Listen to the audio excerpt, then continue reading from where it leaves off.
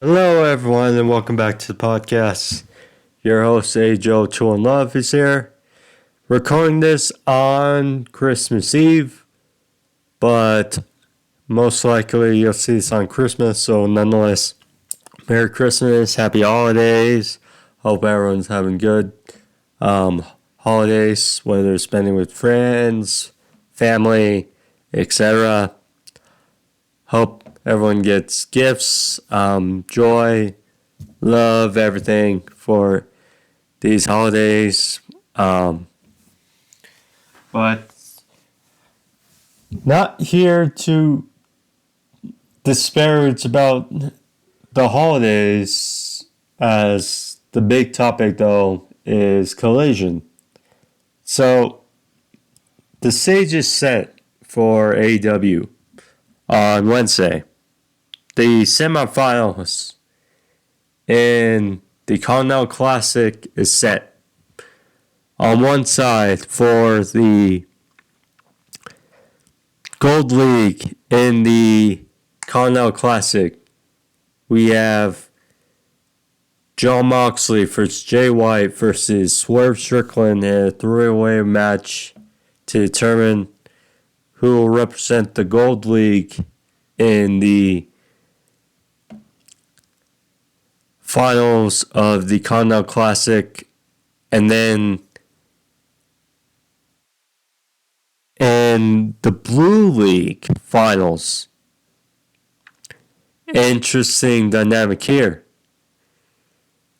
We have Bryan Danielson, who I think many expected to reach the final, or at least to the Blue League, versus the Mad King, Eddie Kingston, the holder of the Ring of Honor and New Japan Strong Championships, is still alive in this tournament where his titles are up for grabs. And puts a really interesting dynamic for a number of ways you can go for World's End. It's like,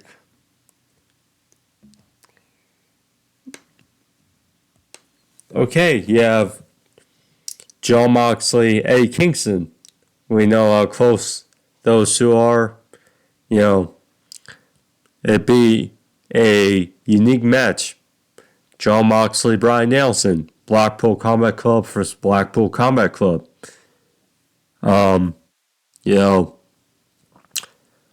We've seen them fight before.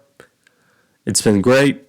We could easily see them do it again at World's End on the 30th. Swerve. He cost a TNT Championship match and number one contenders match against Bryan Danielson, thanks to Hangman. And those two could easily revisit things at World's End. Swerve versus Eddie Kingston. That'd be a unique showdown as well. I would say it's not the most eye-popping match of the possible outcomes, but it's definitely an out-of-the-box, match. Although when you think about it, it's between two of the favorites in the tournament, so it could definitely happen. And then my prediction: Jay White versus Bryan Danielson.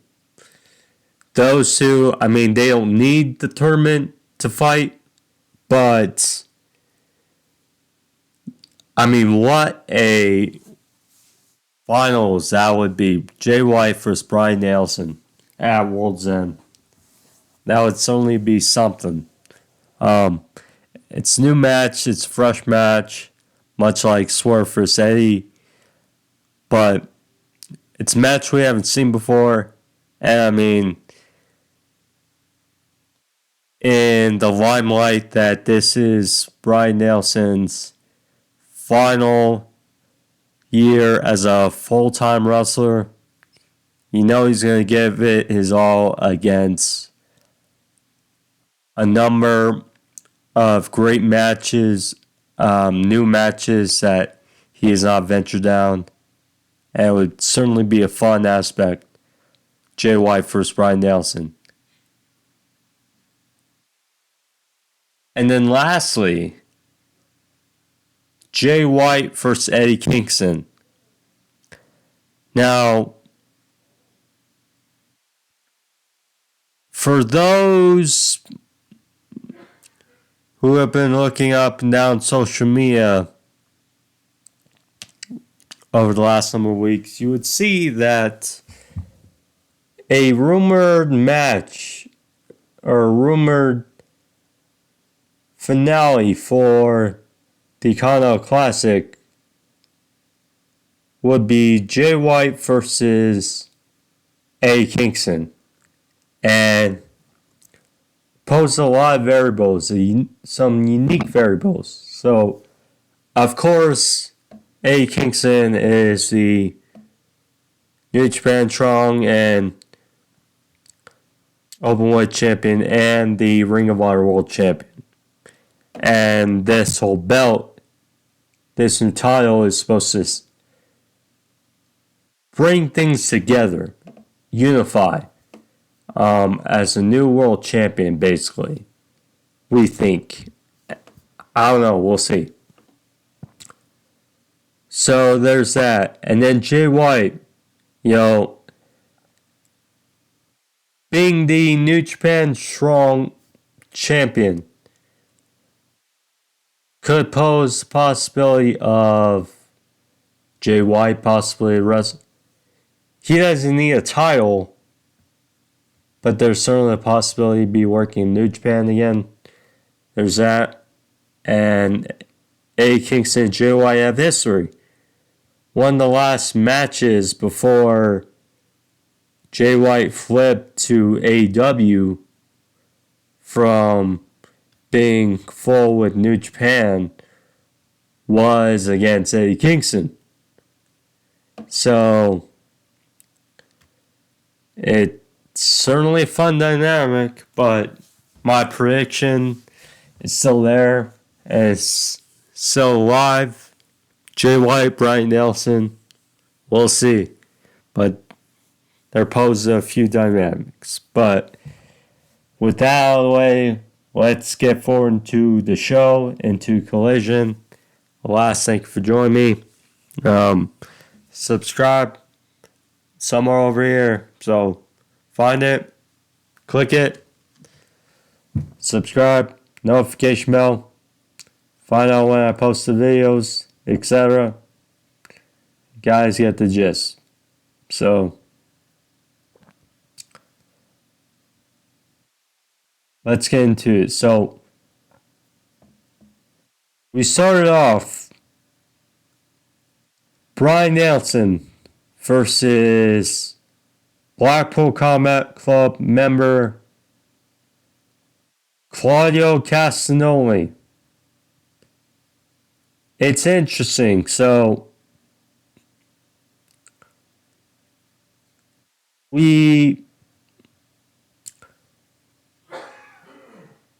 when you're told that there are points for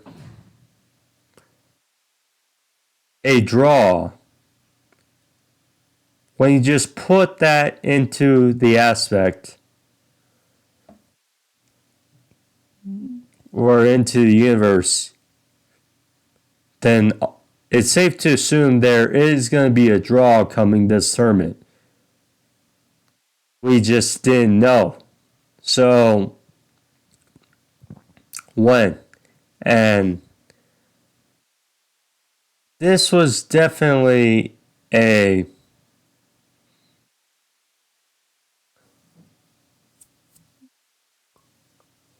Good placement. Good placement of the draw. I mean, thought it may come with Swerve versus Jay White. Thought it may come with Swerve versus Mox, but alas, it's here with Bryan and Claudio, which was a fun match. So, Bryan had the offense, went with his run drop kicks back to the corner, and good spot here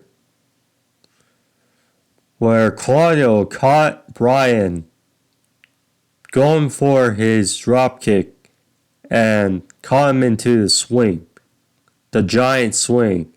And, that was good spot there, for a near fall.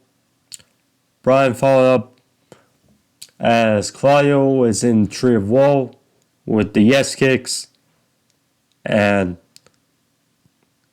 then followed up with a top rope back suplex on Claudio. Bryan went for the label lock, but Claudio managed to get to the ropes, break it up. They were back on the middle rope, and Claudio countered something and hit a avalanche suplex from the middle rope. Usually it's a superplex, but this was a unique counter by Claudio. Feat of strength for a near fall. Bryan was going for the submission game. Tried to lock in a triangle on Claudio, but strength of Claudio is just too much here. As he hit the neutralizer on Bryan, but only for a near fall. Excuse me. So, Bryan then followed up, hit a psycho knee, but only for 2 count. So, Bryan went for the patented BCC stomps to the face. And Claudio noticed, and he fought out of it, went for stomps of his own, and they were in a stalemate on the ground, kicking each other back and forth with up kicks. And then finally, Claudio got the advantage. He walked in a sharpshooter, but so right before the sharpshooter, Dasha noted, because 20-minute time limit. And I didn't even realize because,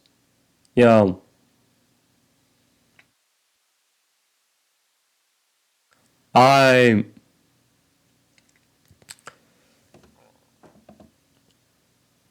recorded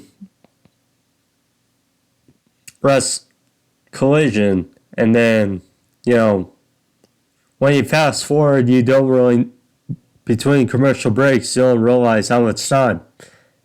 So, anyways, Dasha noted how there was 1 minute remaining. So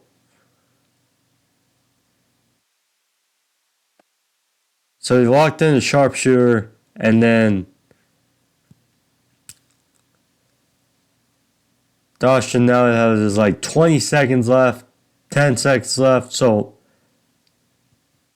Claudio was going for something. At first, he went for a recoil bomb, but then he went for a stomp, and then a big uppercut, and then right as he made the cover,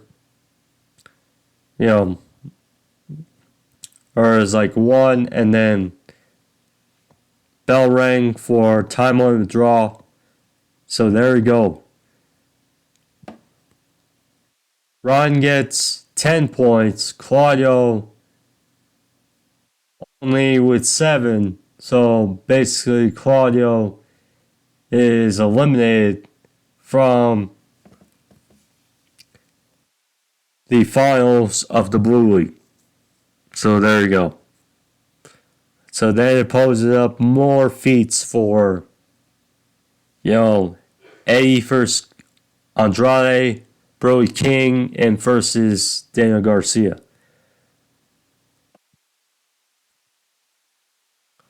Top Flight and Action Andretti versus the Acclaimed and Billy Gunn for the AEW Trios Championships. I wished I cared more. The reason I say that is because the Acclaimed have been off TV for like a month. And it's like the Trios titles. I mean,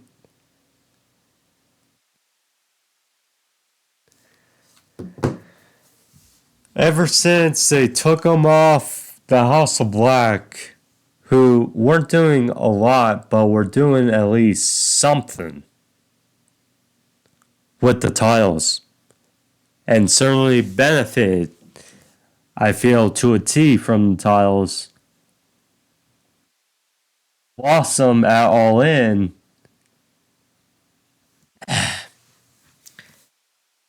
And it seems like they're still going to be doing something with the House of Black, but with the Acclaim, seem like the worse off.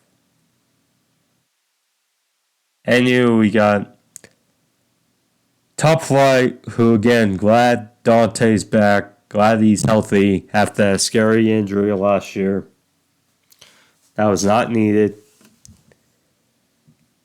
And it is a nice pairing with them and Action Andretti. I will say that. And they're picking up some wins on Rampage and Dynamite and Collision. Not big wins, but nonetheless wins in Trios Division. Called their shot last week. Got it here. And they had a good performance. Good performance and gave the Acclaim much they could handle. But in the end, the Acclaim Max Caster won with a roll up. And they were saying, why? I mean, same kind of thing with the women's division. It's like, why? The division is there to be booked better. The Acclaim, But I mean, you have a bunch of groups in AEW should be able to build a division. But it's like when the Acclaimed won, it's like they stopped caring about the titles and the Acclaim. So, anyways, there's that. Brian Cage versus Keith Lee. If you're looking for another match with two huge, beefy guys that you knew the crowd was going to eat this one up, found it here with Keith Lee and Brian Cage. So, Keith Lee, is now set on Swerve and finishing that feud finally. And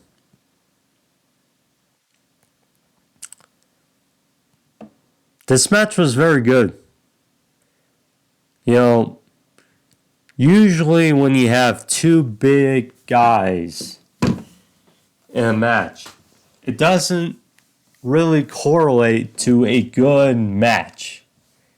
That's the weird thing about it. It's like more likely when you have a big guy and a semi but agile guy, then you're more likely to have a great match. But these two guys here had a fun match for what it was. I definitely see these guys venture it again down the road because, yeah, this is fun. But yeah, Brian Cage, we know is very good. Keith Lee, same story. But yeah, some very good feats of strength by Cage in this match. He had tornado DT in the bulk of the match. And then I was worried because I thought he was going to drop Keith Lee because we know how big Keith is. And looked like he got it, but not in how he wanted it. A superplex, nonetheless, from Brian Cage to Keith Lee.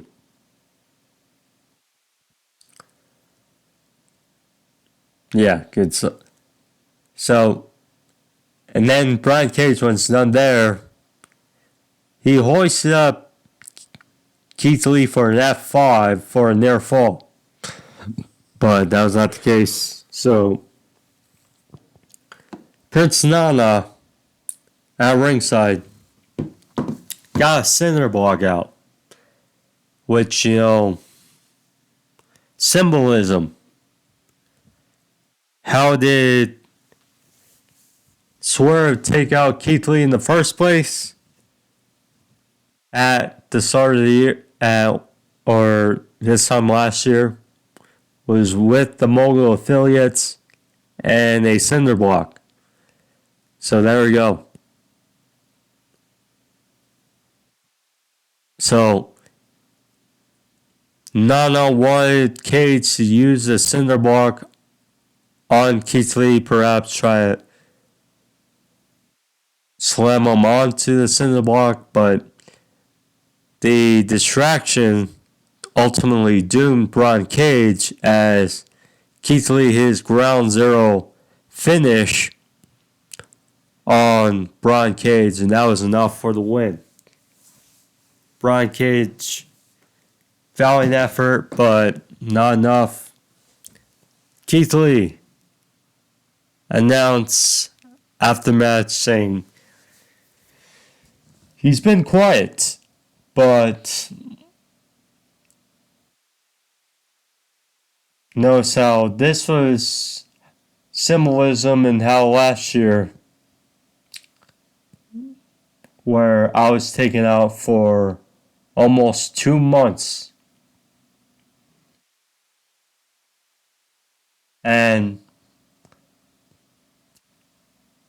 it's about time he delivers a message and he'll make his intentions clear on Dynamite, saying he's got a house to burn down. And I'll do it brick by brick. So they talked about Swerve. So I mentioned the possible outcomes earlier. Well, if I had to guess, now, no one's allowed at ringside or interference in the tournament. But I still imagine with this that Keith Lee is going to make his voice heard. And that Swerve will not win on Dynamite. And again, my prediction, Jay White, it's out there. So, yeah, but Keith Lee and Swerve, obviously, we've been waiting for that feud to rekindle. it started to look like it was going to pick up some steam, but they never really paid attention to it. So, yeah, that sucks. But we'll see how they do with it this time. And hopefully, probably won't, but hopefully can rekindle enough heat about it.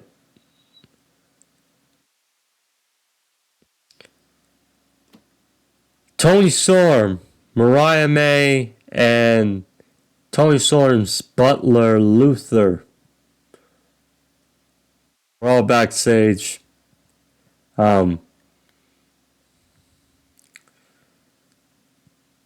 So, Mariah May announced that she finally has her American Wrestling license or whatever it's called. And, how she's ready to make her debut. And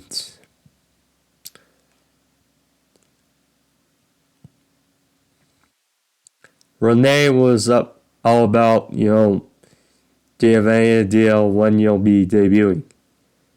Mariah said, well, Renee, you ask a lot of questions, don't you? But how about me? It's about Tony Storm.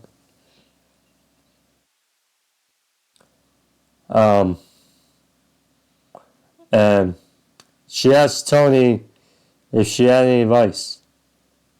And Tony was like, I'm sorry, dear. I did not hear a word that you said. Something like that. Tony in this role has been just something. So, anywho,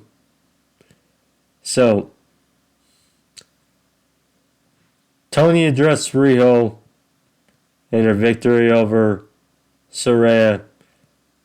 Talked about, the funny thing is,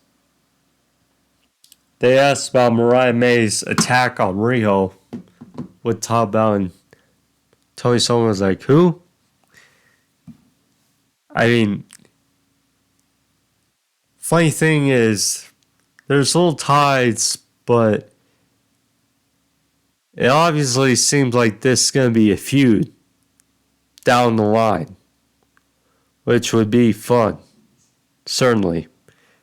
Tony Storm versus Mariah May. This gives vibes of the old Mickie James, Trish Stratus type of thing from years ago. So, we'll see.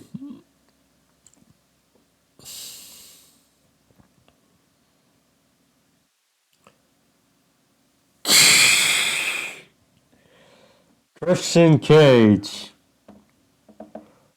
The quote, Father of the Year, according to Nigel McGuinness. So,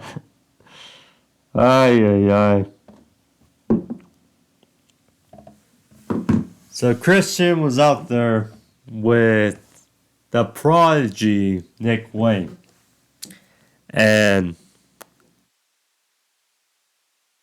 he was out there to address the actions of Shayna Wayne, Nick Wayne's father. And he said, why do it when she could do that herself? So she was out there to a chorus of boos. All of them. So she was out there, and Christian was like, the floor is yours. So she was like, how dare you boo me? How dare you boo a mother? And they want to know why she did what she did to Adam Copeland. Well, Nick is her son, and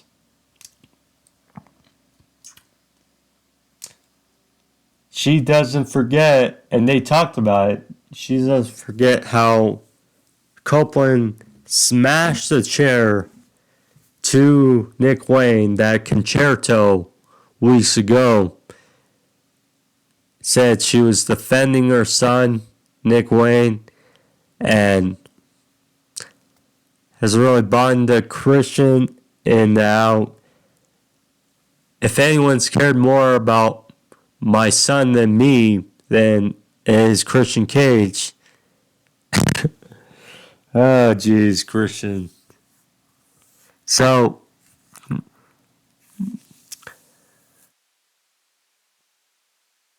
Christian talked about, about Nick Wayne's mom, Shayna, working dead-end jobs to keep up the dream of Nick Wayne, and how Adam Copeland tried to take that dream away. And talked about Montreal, said he scored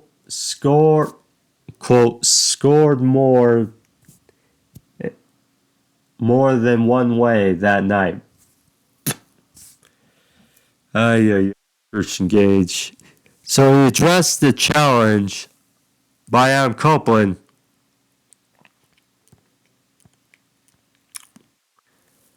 for a no DQ match at World's End, saying how I'll accept your challenge, but I'm not going to take it as for a fight. But he's not going to take it as a challenge because you are no challenge. And that I'm the patriarch of AEW professional wrestling, and I will put you down for the last time. Hefty and fun promo by Christian. I mean, valid.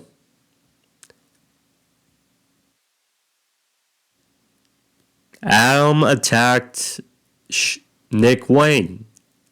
That issue. And Nick is the son of Shayna. So, I mean, valid points there. Certainly there. Yeah. So, Shayna now side with Christian Cage and Nick Wayne. I mean, that is a power struggle type of thing. I mean, man, that's some. I have not seen Luchasaurus in a few weeks.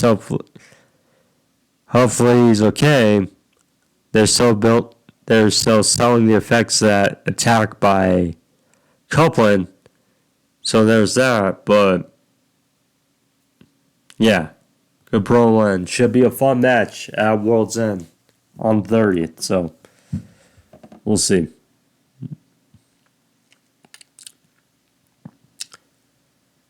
Big Bill and Ricky Starks. They were backstage and told about Kenny Omega's diverticulitis. How that he will not be able to compete at World's End. Big Bill said that I've never heard of diverticulitis and says it sounds like a made-up disease, and now his uncle or whoever he said, quote, has gingivitis and he's doing just fine. So Ricky Starks was like, I know what's going on. He says that,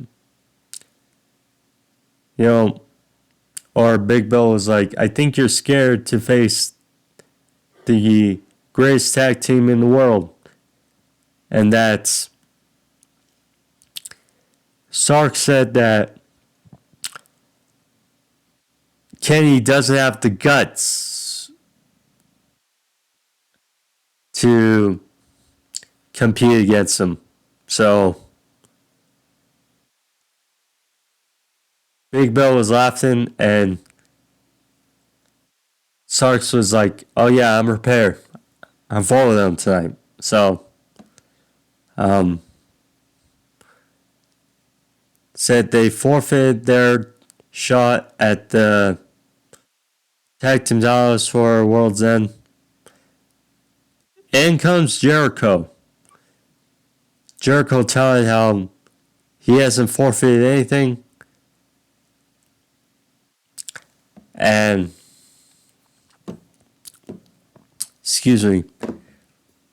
said that he still has a contract for a guaranteed tag team title shot. And he doesn't know when, doesn't know who his partner is going to be. But he do knows that he's going to take those titles from Big Bill and Ricky Starks. So no Golden Jets, but we still going to get a title match. Who? That's the question. Chris Jericho and who? I mean, it's a weird scenario. I've seen on social media possibly Kota Ibushi. I mean, it's... I don't know.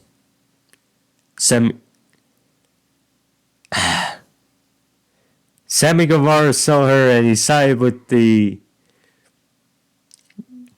Don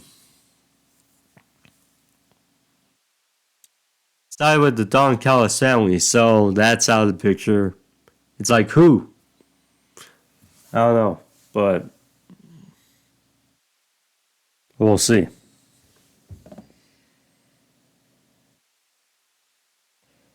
Brody King versus Daniel Garcia. Brody King could win and edge to the finals of the Blue League with some help. Daniel Garcia, this last chance to get points in the tournament. How would this turn out? I will say, first of all, great to see Brody get all this shine in the Blue League. That's first of all. Second of all, Garcia, his sympathy and his popularity is starting to grow. It's starting to wear on you. Because we know Garcia is good. And the gimmick is here and there. But this was like a David versus Goliath, bottom of the ninth. Garcia managed to pull this out. I mean, I don't know how. But great stuff there. So, Brody for a while, he was just toying Garcia. It's like, lay down. Matt Menard was on commentary. Brody had a big lariat for near fall. That was the first of many. Garcia tried multiple times to pick up Brody King.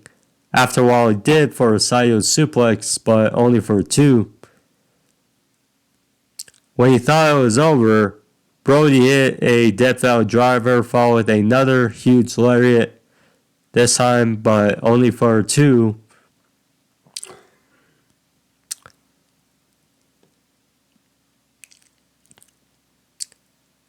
Followed up with a Gonzo Bomb / Dante's Inferno by Brody King, which that was it, but only for a near fall. So,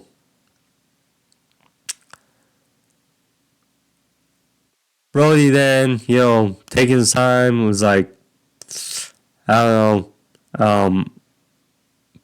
But all of a sudden, Daniel Garcia rolls up Brody King with a jackknife cover. 1, 2, 3. Garcia pulls it out. Wins his first match in the Continental Classic gets 3 points, and doing so eliminates Brody King from the finals. So, big stuff there. Afterwards, Brody King was obviously not happy, so lights went off, came back on. Malachi Black, Buddy Matthews in the ring. They attacked Daniel Garcia. And Matt Menard tried his best. He got clipped with a big knee by Buddy Matthews. And then FTR came out for the save.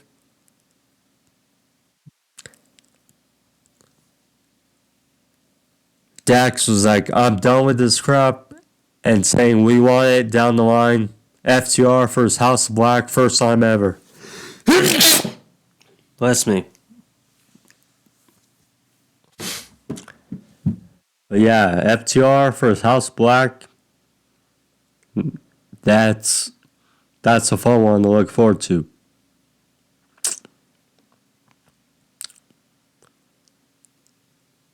Scott.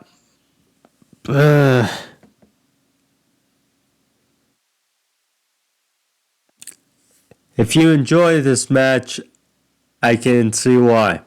I think we can all see why. Skye Blue and Julia Hart versus Thunder Rosa, her first match back from after being out with a back injury. And Abadon. I mean, it's so interesting to see them push Abadon, out, especially outside of Halloween. But, they're doing something, or at least trying to, it seems. Apparently, Abadon will face Julia Hart next week at World's End for the TBS Championship.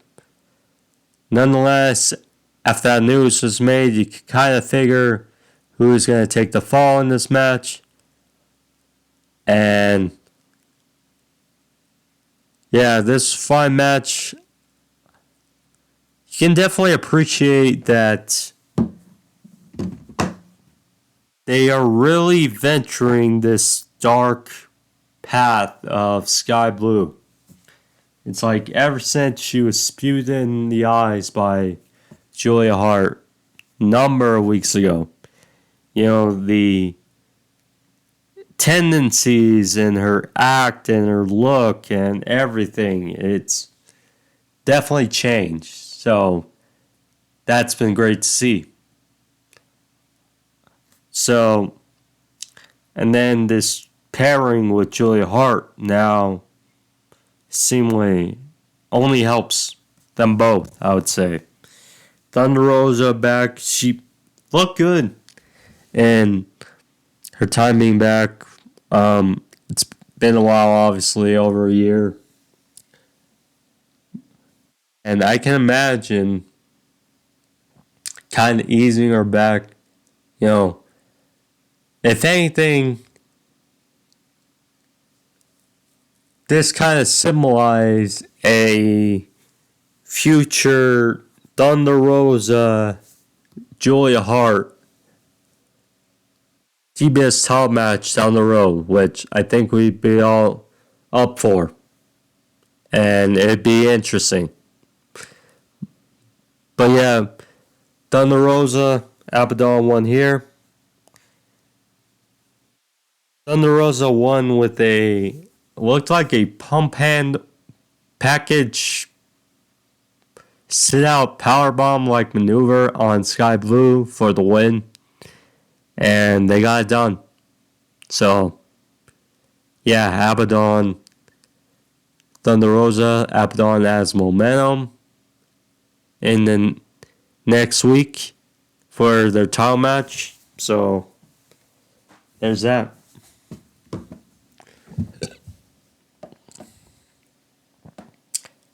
Main event, Eddie Kingston versus Andrade Idolo.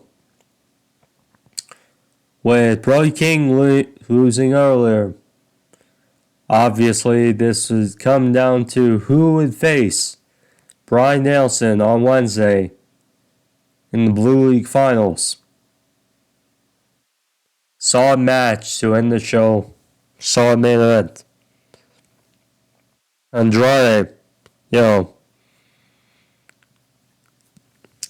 for a while he targeted the knee of Eddie, and we know Eddie, his physical style there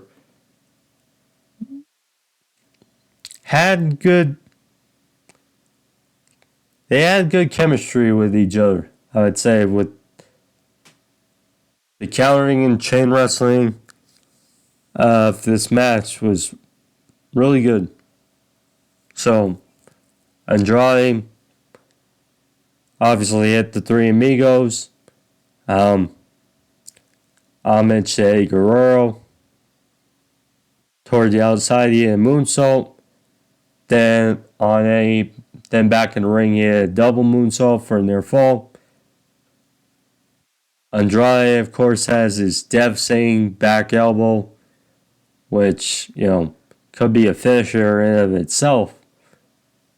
And ultimately did not get it done.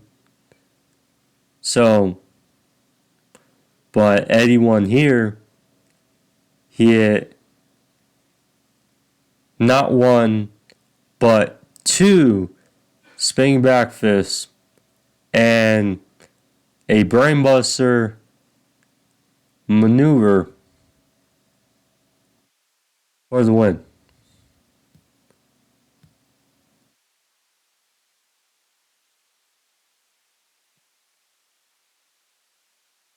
So, yeah.